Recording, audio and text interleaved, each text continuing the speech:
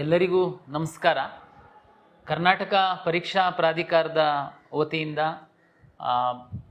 State P U ಸಿದು best of result ಮತ್ತು CBSE ಬೇರೆ ಬೇರೆ ರಾಜ್ಯದ ಬೋರ್ಡ್ದು ರಿಸಲ್ಟ್ ಎಲ್ಲ ತಗೊಂಡು ನಾವು ರ್ಯಾಂಕನ್ನು ಕೊಟ್ಟಿದ್ವಿ. ಕೆಲವು ವಿದ್ಯಾರ್ಥಿಗಳಿಗೆ ಮಾರ್ಕ್ಸ್ ಅಪ್ಲೋಡ್ ಮಾಡಿಲ್ಲ ಅನ್ನೋ ಕಾರಣಕ್ಕೆ ಅವರಿಗೆ ಸ್ಪಾಟ್ ರ್ಯಾಂಕ್ ಅನ್ನುವಂಥ ಒಂದು ಅವಕಾಶ ಇತ್ತು.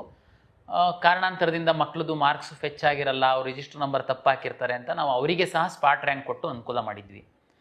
ಕೌನ್ಸಿಲಿಂಗ್ ಶುರುವಾದ ಮೇಲೆ ಆಪ್ಷನ್ ಎಂಟ್ರಿ ನಡೀತಾ ಇರುವಂಥ ಸಂದರ್ಭದಲ್ಲಿ CBSE ಅವರು ರಿವ್ಯಾಲ್ಯೂಯೇಷನ್ ಫಲಿತಾಂಶವನ್ನು ಪ್ರಕಟ ಮಾಡಿದ್ದಾರೆ. ವಾಸ್ತವವಾಗಿ ನಾವು ಮತ್ತೆ ಅವರಿಗೆ ಆಲ್ರೆಡಿ ರ್ಯಾಂಕ್ ಕೊಟ್ಟಿದ್ದೀವಿ, ಕೆಲವ್ರದ್ದು ಮಾರ್ಕ್ಸ್ ಜಾಸ್ತಿ ಆಗಿದೆ, ಕೆಲವ್ರ ಮಾರ್ಕ್ಸ್ ಕಡಿಮೆ ಆಗಿದೆ. ಆರಂಭದಲ್ಲಿ ಸಾಕಷ್ಟು ಪೋಷಕರು ವಿದ್ಯಾರ್ಥಿಗಳು ಬಂದು ಕೇಳಿದಾಗ ನಾವು ಆ್ಯಕ್ಚುಲಿ ಅದನ್ನು ನಿರಾಕರಿಸಿದ್ವಿ. ಕಾರಣ ಇಷ್ಟೇ, ಆಲ್ರೆಡಿ ಅವರಿಗೊಂದು ರ್ಯಾಂಕ್ ಕೊಟ್ಟಿರೋದನ್ನು ತೆಗೆದುಕೊಳ್ಳುವಂಥದ್ದು ಮತ್ತು ಇನ್ನೊಂದು ರ್ಯಾಂಕ್ ಅಸೈನ್ ಮಾಡುವಂಥದ್ದು ನಮಗೆ ಪ್ರಾಕ್ಟಿಕಲಿ ಆ್ಯಕ್ಚುಲಿ ಕಷ್ಟ.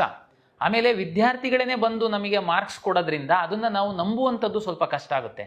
CBSE ಬೋರ್ಡಿಗೆ ನಾವು ಎಷ್ಟೇ ಕರೆಸ್ಪಾಂಡೆನ್ಸ್ ಮಾಡಿದ್ರು ಅಧಿಕೃತವಾಗಿ ನಮಗೆ ಅವರು ಬೇರೆ ಬೇರೆ ಕಾರಣದಿಂದ ನಮಗೆ ಡಾಟಾ ಸಹ ಸಿಕ್ಕಲಿಲ್ಲ. ಮತ್ತು ಡಿಜಿ ಲಾಕರಿಂದ ನಾವು ಕೊಟ್ಟಂಥವರಿಗೆ ಡಿಜಿ ಲಾಕರಿಂದ ಡೌನ್ಲೋಡ್ ಆದಂಥವರಿಗೆ ನಾವು ಕೊಟ್ಟಿದ್ವಿ. ಆದರೆ ನಮಗೆ ನಿರಂತರವಾಗಿ CBSE ಪೋಷಕರು ಮತ್ತು ವಿದ್ಯಾರ್ಥಿಗಳು ನಮ್ಮದೇನೂ ತಪ್ಪಿಲ್ಲ, ಈ ಬಾರಿ ತಮಗೆಲ್ಲ ಗೊತ್ತಿದೆ ಇಡೀ ದೇಶಾದ್ಯಂತ CBSE ಬೋರ್ಡಲ್ಲಿ ಕೆಲವು ಗೊಂದಲಗಳಾಗಿದ್ದರಿಂದ ನಮ್ಮ ಮಕ್ಕಳಿಗೆ ಅನ್ಯಾಯ ಆಗಿದೆ, ಹಾಗಾಗಿ ನೀವು ಸಹಾಯ ಮಾಡಬೇಕು ನಿರಂತರವಾಗಿ ನಮಗೆ ಮನವಿ ಮಾಡ್ತಾ ಇರೋದ್ರಿಂದ ನಾವು ಒಂದು ಸಣ್ಣ ಬದಲಾವಣೆ ಮಾಡಿದ್ದೀವಿ. ನಾನು ಈ ಹಿಂದಿನ ವಿಡಿಯೋದಲ್ಲಿ ಸಹ ಭಾಳ ಸ್ಪಷ್ಟವಾಗಿ ಹೇಳಿದ್ದೆ, ಕೌನ್ಸಿಲಿಂಗ್ ಶುರುವಾಗಿರೋದ್ರಿಂದ ರ್ಯಾಂಕನ್ನು ಅಸೈನ್ ಮಾಡೋದು ಅಂದರೆ ಕೊಟ್ಟಿರುವುದನ್ನು ತಗೊಳ್ಳೋದು ಮತ್ತೆ ಕೊಡುವಂಥದ್ದು ಸಾಧ್ಯ ಇಲ್ಲ ಅಂತ. ಆದರೆ ನಾವು ತಮಗೆಲ್ಲರಿಗೂ ಗೊತ್ತಿದೆ, ಮಾಕ್ ರಿಸಲ್ಟ್ ಬಿಟ್ಟಾದ ಮೇಲೆ ಸಹ ಇನ್ನೂ ಆಪ್ಷನ್ ಎಂಟ್ರಿ ಯಾಕೆಂದರೆ ಮಾಕ್ ರಿಸಲ್ಟ್ ಏನು ಫೈನಲ್ ಅಲ್ಲ. ಅದಾದಮೇಲೆ ನಾವು ಮೇಲೆ ಕೆಳಗೆ ಆಪ್ಷನ್ ಎಂಟ್ರಿ ಮಾಡೋದಕ್ಕೆ, ರಿಅರೇಂಜ್ ಮಾಡೋದಕ್ಕೆ, ಡಿಲೀಟ್ ಮಾಡೋದಕ್ಕೆ ಇನ್ನೂ ಆಪ್ಷನ್ ಎಂಟ್ರಿ ಯಾರಾದರೂ ಮಾಡಿಲ್ಲ ಅಂತಂದರೆ ಅವರಿಗೆ ಆಪ್ಷನ್ ಎಂಟ್ರಿ ಮಾಡುವಂಥದ್ದಕ್ಕೆ ಸಹ ಅವಕಾಶ ಇರೋದ್ರಿಂದ ಇಲ್ಲಿವರೆಗೆ ನಮಗೆ ಒಂದು 150ರಷ್ಟು CBSE ವಿದ್ಯಾರ್ಥಿಗಳು ಈ ಥರ ವ್ಯತ್ಯಾಸ ಆಗಿದೆ, ನಮಗೆ ರ್ಯಾಂಕನ್ನು ಬದಲಾವಣೆ ಮಾಡಿಕೊಡಿ ಅಂತೇಳಿ ನಮಗೆ ಮನವಿ ಮಾಡಿದ್ದಾರೆ. ಇಲ್ಲಿ ನಾನು ಏನು ಗಮನಿಸ್ತೀನಿ ಅಂತಂದರೆ, ವಿಶೇಷವಾಗಿ ಎಲ್ಲರದೂ ಮಾರ್ಕ್ಸ್ ಹೆಚ್ಚಾಗಿರೋರೇ ನಮ್ಮ ಹತ್ರ ಏನು ಬಂದಿಲ್ಲ. ಅನ್ಫಾರ್ಚುನೇಟ್ಲಿ ಕೆಲವು ವಿದ್ಯಾರ್ಥಿಗಳ ಮಾರ್ಕ್ಸು ಕಡಿಮೆ ಸಹ ಆಗಿದೆ. ಅವ್ರು ಯಾಕೆ ಬರಬೇಕಾಗಿದ್ರೆ ಅವರಿಗೆ ಅನುಕೂಲನೇ ಇದೆಯಲ್ಲ ಅಂತ ತಾವು ಕೇಳ್ಬೋದು. ನಾವು ಈಗ ಕೊಟ್ಟಿರುವಂತಹ PUC ಮಾರ್ಕ್ಸು ಏನು ಆಧರಿಸಿ ರ್ಯಾಂಕ್ ಕೊಟ್ಟಿದ್ದೀವಿ, ಅಲ್ಲಿಗೆ ಮುಗಿದ್ಬಿಡ್ತು. ನಾನು ಅಕಸ್ಮಾತ್ ತಪ್ಪು ಮಾರ್ಕ್ಸನ್ನು ಕೊಟ್ಟು ಒಳ್ಳೆ ರ್ಯಾಂಕನ್ನು ತಗೊಂಡಿದ್ದರೆ ನನಗೆ ಮತ್ತೇನು ಇವರು ಎಲ್ಲೂ ಹಿಡಿಯಲ್ಲ ಅನ್ನುವಂಥದ್ದಿಲ್ಲ ನಮ್ಮ ವ್ಯವಸ್ಥೆ ಒಳಗಡೆ. ತಾವು ಕಾಲೇಜು ಅಲಾಟ್ ಆಗಿ ಕಾಲೇಜಿಗೇನು ನೀವು ಮೂಲ ದಾಖಲೆಗಳನ್ನ ತೆಗೆದುಕೊಂಡು ಹೋಗ್ತೀರಾ, ಆವಾಗ ನಾವು ಹಿಂದೆ ನೀವು ರ್ಯಾಂಕ್ ಕೊಡುವಂಥ ಸಂದರ್ಭದಲ್ಲಿ ಏನು ಮಾರ್ಕ್ಸ್ ಇತ್ತು ಅಂತನ್ನುವಂಥದ್ದು ಬ್ಯಾಕ್ ಎಂಡಲ್ಲಿ ನೀವು ಅಲ್ಲಿ ಸಬ್ಮಿಟ್ ಮಾಡುವಂತಹ ಮಾರ್ಕ್ಸ್ ಕಾರ್ಡನ್ನು ಅವ್ರು ಎಂಟ್ರಿ ಮಾಡಿದರೆ ಬ್ಯಾಕ್ ಎಂಡಲ್ಲಿ ವೆರಿಫೈ ಆಗುತ್ತೆ.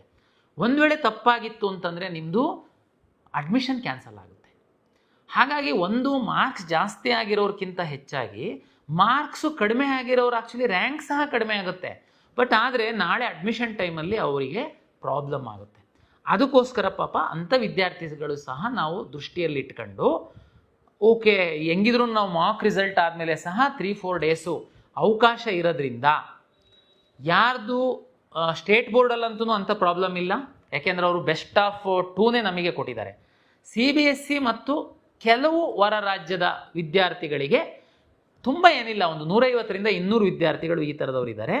ಅವರ ಅನುಕೂಲಕ್ಕೋಸ್ಕರ ನಾವು ಅವರ ಒಂದು ಮನವಿಯನ್ನು ಪರಿಗಣಿಸುವಂಥದ್ದಕ್ಕೆ ತೀರ್ಮಾನ ಮಾಡಿದ್ದೀವಿ.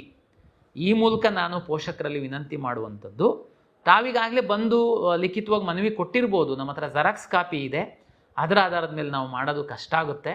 ತಾವು ಹಾಗಾಗಿ ಮುಂದಿನ 3 ದಿನಗಳ ಕಾಲ 4, 5, 6 ಜುಲೈ ಬೆಳಗ್ಗಿಂದ ಸಂಜೆ ತನಕ, ಶನಿವಾರ ಭಾನುವಾರ ಆದರೂ ನಾವು ಓಪನ್ ಇರುತ್ತೆ KE, ತಾವೇನಾದರೂ ಬಂದಲ್ಲಿ ತಮ್ಮ ಎದುರುಗಡೆನೇ ನಾವು ಡಿಜಿ ಲಾಕರಲ್ಲಿ ಡೌನ್ಲೋಡ್ ಮಾಡಿಸಿ, ನೀವು ತಂದಿರುವಂಥದ್ದು ಮತ್ತು ಡಿಜಿ ಲಾಕರಲ್ಲಿ ಫೆಚ್ ಆಗುವಂಥದ್ದು ಒಂದೇ ಇದೆ ಎನ್ನುವಂಥದ್ದನ್ನು ಖಾತ್ರಿಪಡಿಸ್ಕೊಂಡು ನಾವು ನಿಮಗೆ ರ್ಯಾಂಕನ್ನು ಅಸೈನ್ ಮಾಡ್ತೀವಿ.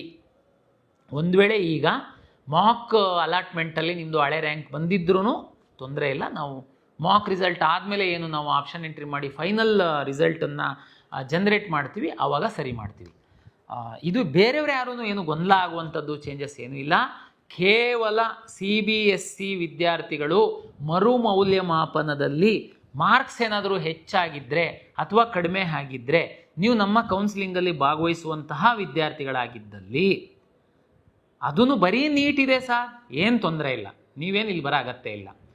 KCETನೂ ಭಾಗವಹಿಸ್ತಾ ಇದ್ದೀನಿ ನಾನು ರ್ಯಾಂಕ್ ಆಧರಿಸಿ ಅಂತಂದರೆ ತಾವು ದಯಮಾಡಿ ಜುಲೈ 4, 5, 6 ಕಚೇರಿ ಸಮಯದಲ್ಲಿ KEAಗೆ ತಮ್ಮ ಹೊಸ ಮಾರ್ಕ್ಸ್ ಕಾರ್ಡು ಡಿಜಿಲಾಕರಲ್ಲಿ ಡೌನ್ಲೋಡ್ ಮಾಡಿರೋದನ್ನು ತೆಗೆದುಕೊಂಡು ಬಂದಲ್ಲಿ ನಾವು ಪರಿಶೀಲನೆ ಮಾಡಿ ನಿಮಗೆ ರ್ಯಾಂಕನ್ನು ಅಸೈನ್ ಮಾಡ್ತೀವಿ, ಹಳೆ ರ್ಯಾಂಕನ್ನು ವಿತ್ಡ್ರಾ ಮಾಡ್ತೀವಿ. ಇದು ಒಂದು CBSE ಮತ್ತು ಹೊರ ರಾಜ್ಯದ ವಿದ್ಯಾರ್ಥಿಗಳಿಗೆ ಒಂದು ನಾವು ಸಹಾಯ ಮಾಡ್ತಿರುವಂಥದ್ದು. ಜೊತೆಗೆ ಬಿ ಫಾರ್ಮಾ ಡಿ ಮತ್ತು ಯೋಗ ಆ್ಯಂಡ್ ನ್ಯಾಚುರೋಪತಿದು ಸೀಟ್ ಮ್ಯಾಟ್ರಿಕ್ಸೇ ಬರಲಿಲ್ಲ, ನೀವು ಹೇಗೆ ಫಸ್ಟ್ ರೌಂಡು ಕೌನ್ಸಿಲಿಂಗ್ ಮಾಡ್ತೀರಾ, ನಾವು ಅದ್ರದ್ದು ಆಕಾಂಕ್ಷಿಗಳಿದ್ದೀವಿ, ನಾವು ಅನಿವಾರ್ಯವಾಗಿ ಬೇರೆದು ಆಪ್ಷನ್ ಎಂಟ್ರಿ ಮಾಡಿದ್ದೀವಿ ಅನ್ನುವಂತಹ ವಿದ್ಯಾರ್ಥಿಗಳಿದ್ದೀರಾ. ನೋಡಿ, ನಾವು ಸಾಕಷ್ಟು ಪತ್ರ ವ್ಯವಹಾರ ಮಾಡಿ ಮನವಿ ಮಾಡಿದ್ದೀವಿ. ಅವರು ಇಲ್ಲಿವರೆಗೆ ನಮಗೆ ಈ 3 ಕೋರ್ಸಿನ ಸೀಟ್ ಮ್ಯಾಟ್ರಿಕ್ಸ್ ಕೊಟ್ಟಿಲ್ಲ. ನೀವೇನೇ ಹೇಳಿ 75,000ಕ್ಕಿಂತ ಹೆಚ್ಚು ಇರುವ ಇಂಜಿನಿಯರಿಂಗ್ ಸೀಟನ್ನು ಅಲಾಟ್ ಮಾಡೋದಕ್ಕೋಸ್ಕರ ನಾನು ಈ 3 ಕೋರ್ಸ್ ಅವರು ಕೊಟ್ಟಿಲ್ಲ, ಯಾವಾಗ ಕೊಡ್ತಾರೆ ಅನ್ನೋದು ಗೊತ್ತಿಲ್ಲ, ನಾನು ಕಾಯೋದ್ರಲ್ಲಿ ಏನಾದರೂ ಅರ್ಥ ಇದೆಯಾ? ಅದಕ್ಕೋಸ್ಕರ ನಾನು ಕೌನ್ಸಿಲಿಂಗ್ ಶುರು ಮಾಡಿದ್ದೀನಿ. ಈಗಲೂ ನಂದು ಮಾಕ್ ರಿಸಲ್ಟ್ ಆದಮೇಲೆ ಏನು ನಾನು ರೀಅರೇಂಜ್ ಮಾಡುವಂಥದ್ದಕ್ಕೆ 3 days ವಿಂಡೋ ಓಪನ್ ಮಾಡ್ತೀನಿ. ಆ ಟೈಮಲ್ಲಿ ಅವರೇನಾದ್ರೂ ಕೊಟ್ಟರೆ ನಾನು ಎನೇಬಲ್ ಮಾಡ್ತೀನಿ. ಯಾರಾದರೂ ಈ ಕೋರ್ಸ್ಗಳು ಆಸಕ್ತಿ ಇದ್ದಂಥವರು ತಾವು ಆಪ್ಷನ್ ಎಂಟ್ರಿ ಮಾಡ್ಬೋದು. ಈ ಸರ್ ಅವಾಗಲೂ ಬರಲಿಲ್ಲ, ಏನು ಮಾಡ್ತೀರಾ? ಸೆಕೆಂಡ್ ರೌಂಡಿಗೆ ತಗೊಳ್ತೀನಿ, ನನಗೆ ಬೇರೆ ಏನು ಆಪ್ಷನ್ ಇದೆ ಸರ್? ಇಲ್ಲ, ನಾನು ಬಿ ಫಾರ್ಮಾಗೆ ಹೋಗಬೇಕು ಅಂತಿದ್ದೆ ಸರ್, ಈಗ ಫಸ್ಟ್ ರೌಂಡಲ್ಲಿ ನನಗೆ ಇಂಜಿನಿಯರಿಂಗ್ ಸೀಟು ಸಿಕ್ಬಿಡುತ್ತೆ, ನೀವು ಅಕಸ್ಮಾತ್ ಸೆಕೆಂಡ್ ರೌಂಡಿಗೆ ತಗೊಂಡ್ರೆ ನನಗೆ ಸಮಸ್ಯೆ ಆಗುತ್ತೆ. ಫಸ್ಟ್ ರೌಂಡಲ್ಲಿ ಅಡ್ಮಿಷನ್ ಆಗಬೇಡಿ, ನೀವು ತಮಗೆಲ್ಲ ಗೊತ್ತಿದೆ. ಇಲ್ಲ ಸರ್, ನೀವು ಹೇಳಿದ್ರಿ ಸೆಕೆಂಡ್ ರೌಂಡಲ್ಲಿ ಹೊಸ್ದಾಗಿ ಆಪ್ಷನ್ ಎಂಟ್ರಿ ಮಾಡೋದಕ್ಕೆ ಅವಕಾಶ ಕೊಡಲ್ಲ. ಖಂಡಿತ ಯಾವುದಕ್ಕೆ ಕೊಡಲ್ಲ. ಈಗ ಇಂಜಿನಿಯರಿಂಗ್ ನಾನು ಸೀಟ್ ಮ್ಯಾಟ್ರಿಕ್ಸ್ ಬಿಟ್ಟಿದ್ದೀನಿ, ವೆಟರ್ನರಿ ಬಿಟ್ಟಿದ್ದೀನಿ, ಅಗ್ರಿಕಲ್ಚರ್ ಬಿಟ್ಟಿದ್ದೀನಿ. ಇದ್ರದ್ದು ನೀವು ಎಷ್ಟು ಆಪ್ಷನ್ ಎಂಟ್ರಿ ಮಾಡ್ತೀರಾ ದಯಮಾಡಿ ಎಂಟ್ರಿ ಮಾಡ್ಕೊಳ್ಳಿ. ಸೆಕೆಂಡ್ ರೌಂಡಲ್ಲಿ ನಾನು ಸೆಕೆಂಡ್ ರೌಂಡು ಶುರುವಾದಾಗ ನಿಮಗೆ ಹೊಸ್ದಾಗಿ ಈ ಕೋರ್ಸ್ಗಳು ಅಂದರೆ ಫಸ್ಟ್ ರೌಂಡಲ್ಲೇ ನಾನು ಸೀಟ್ ಮ್ಯಾಟ್ರಿಕ್ಸ್ ಬಿಟ್ಟಿರುವಂಥದ್ದನ್ನು ಆಪ್ಷನ್ ಎಂಟ್ರಿ ಮಾಡೋದಕ್ಕೆ ಬಿಡಲ್ಲ. ಆದರೆ ಫಾರ್ಮಾಗೆ ಸಂಬಂಧಪಟ್ಟಂಥದ್ದು, ಯೋಗ ಆ್ಯಂಡ್ ನ್ಯಾಚುರೋಪತಿಗೆ ಸಂಬಂಧಪಟ್ಟಿದ್ದು ನಾನು ಸೀಟ್ ಮ್ಯಾಟ್ರಿಕ್ಸೇ ಬಿಟ್ಟಿಲ್ಲ, ನೀವು ಆಪ್ಷನ್ ಎಂಟ್ರಿನೇ ಮಾಡಿಲ್ಲ, ನಿಮಗೆ ಇದನ್ನು ಎಂಟ್ರಿ ಮಾಡೋದಕ್ಕೆ ಅವಕಾಶ ಕೊಡ್ತೀನಿ. ಸರಿ, ಎಲ್ಲಿ ಕೊಡ್ತೀರಾ? ಈಗ ಉದಾಹರಣೆಗೆ ನೀವು ಒಂದು 10 ಆಪ್ಷನ್ ಎಂಟ್ರಿ ಈಗ ಇಂಜಿನಿಯರಿಂಗ್ ಮಾಡಿದ್ದೀರಾ, ಆ್ಯಕ್ಚುಲಿ ನೀವು ಯೋಗ ಆ್ಯಂಡ್ ನ್ಯಾಚುರೋಪತಿಗೆ ಹೋಗಬೇಕು ಅನ್ನುವಂಥವ್ರು ಇದ್ದೀರಾ. ಸೆಕೆಂಡ್ ರೌಂಡಲ್ಲಿ ನಾನು ಯೋಗ ಆ್ಯಂಡ್ ನ್ಯಾಚುರೋಪತಿ ಅಕಸ್ಮಾತ್ ಬಿಟ್ಟರೆ ನೀವು ನಿಮ್ಮ ಒಂದು ಲಾಗಿನ್ ಒಳಗಡೆ ಎಲ್ಲಿ ಬೇಕಾದರೂ ಅದನ್ನು ಸೆಟ್ ಮಾಡಬಹುದು. ಸರ್, ಅಲ್ಲಿ ನಾನು ಏನು ಹಾಕಿರಬೇಕು? ಉದಾಹರಣೆಗೆ ನೀವು ಫಸ್ಟ್ ರೌಂಡಲ್ಲಿ ಸೀಟು ನೋಡಿ, ಇದು ನಾನು ಈಗಲೇ ನಿಮಗೆ ಗೊಂದಲ ಮಾಡಲ್ಲ, ನಾನು ಮುಂದಿನ ರಿಸಲ್ಟ್ ಅನೌನ್ಸ್ ಮಾಡಿದ ಮೇಲೆ ನಿಮಗೆ ಕ್ಲಾರಿಟಿ ಕೊಡ್ತೀನಿ. ಈಗಿಷ್ಟೇ ಯೋಗ ಆ್ಯಂಡ್ ನ್ಯಾಚುರೋಪತಿ ಮತ್ತು ಬಿ ಫಾರ್ಮಾ ಮತ್ತು ಫಾರ್ಮಾ ಡಿಗೆ ಸಂಬಂಧಪಟ್ಟಂತಹ ಸೀಟ್ ಮ್ಯಾಟ್ರಿಕ್ಸು ನನ್ನ ಮಾಕ್ ರಿಸಲ್ಟ್ ನಂತರ ಏನು 3 ದಿನ ವಿಂಡೋ ಇದೆ ಅದರೊಳಗಡೆ ಬಂದರೆ ನಾನು ಎನೇಬಲ್ ಮಾಡ್ತೀನಿ, ಆಪ್ಷನ್ ಎಂಟ್ರಿ ಮಾಡಿ. ಬರಲಿಲ್ಲ ಅಂತಂದರೆ ನೀವು ಇದೇ ಕೋರ್ಸುಗಳ ಆಕಾಂಕ್ಷಿಗಳಿತ್ತು ಅಂತಂದರೆ ತಾವೇನು ಚಿಂತೆ ಮಾಡಬೇಡಿ, ನಾನು ಫಸ್ಟ್ ರೌಂಡಿಂದ ಅಧಿಕೃತ ಫಲಿತಾಂಶ ಪ್ರಕಟಣೆ ಮಾಡಿದ ನಂತರ ತಾವೇನು ಮಾಡಬೇಕು ಅನ್ನುವಂಥದ್ದನ್ನು ನಾನು ವಿಡಿಯೋದಲ್ಲಿ ಸ್ಪಷ್ಟೀಕರಣವನ್ನು ಕೊಡ್ತೀನಿ. ಹಾಗಾಗಿ ತಾವು ಈಗ ಸದ್ಯಕ್ಕೆ ಈ 2 ಇನ್ಫಾರ್ಮೇಷನ್ ತಮ್ಮ ಕೊಡಲಿಕ್ಕೋಸ್ಕರ ನಾನು ಈ ವಿಡಿಯೋ ಮಾಡ್ತಾ ಇದ್ದೀನಿ. ಇದಕ್ಕೆ ಸಂಬಂಧಪಟ್ಟಂತಹ ಯಾರಾದರೂ ಆಕಾಂಕ್ಷಿಗಳಿದ್ದರೆ ಇದ್ರ ಸದುಪಯೋಗ ಪಡಿಸ್ಕೊಳ್ಳಿ. ನಮಸ್ಕಾರ.